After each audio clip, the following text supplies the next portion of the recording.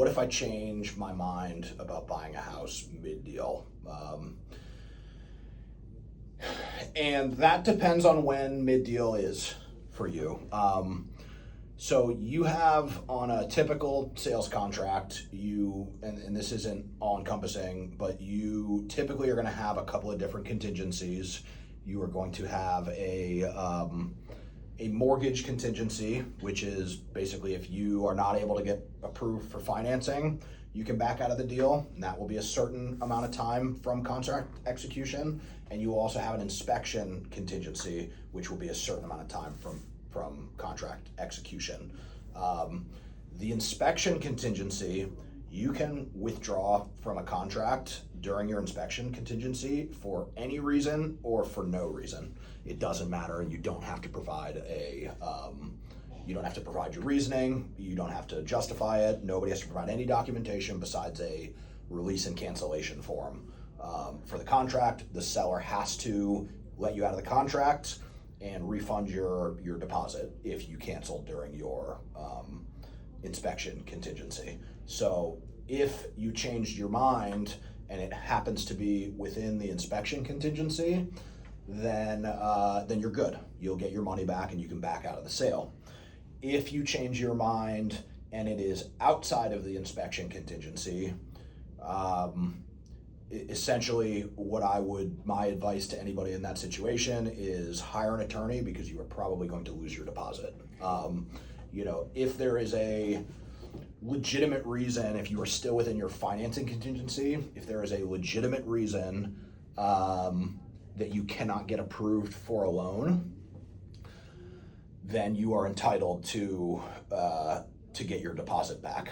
I have seen people try to manufacture loan denials, basically. So just an example, if you need $20,000 to close and you have $20,000 to close, if you take that $20,000 that you have to close and go gamble it away on blackjack and you no longer have the money that's required to close, technically that is a loan denial, because you are unable to meet the obligations of the mortgage and unable to get approved based on no longer having any money to make a down payment. So I have seen people try to manufacture a loan denial by doing stuff like that. We as professionals are not allowed to advise someone to do that or help them, I'm going to use the term fraudulently loosely, but fraudulently obtain a loan denial in order to back out of their contract.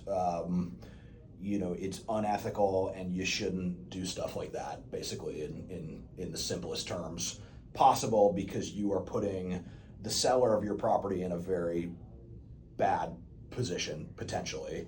I have seen or heard, let's say I've never seen this personally on one of my transactions that my company has been involved in, but I have heard from other people of sellers disputing the facts surrounding a loan denial and pursuing litigation to try and keep the deposit if they feel that the loan denial is not actually legitimate. And I have had legitimate loan denials where the sellers asked for a bunch of additional documentation separate from just a denial letter, because they did not believe that the loan denial was legitimate.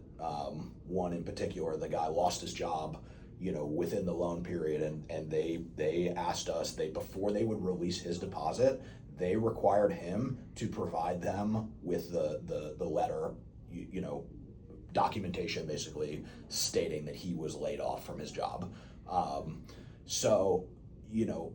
Basically, if you're trying to back out of a deal and you're outside of your inspection period in the simplest terms possible, by the letter of the contract and by the letter of the civil guidelines surrounding this, the seller is entitled to keep your deposit.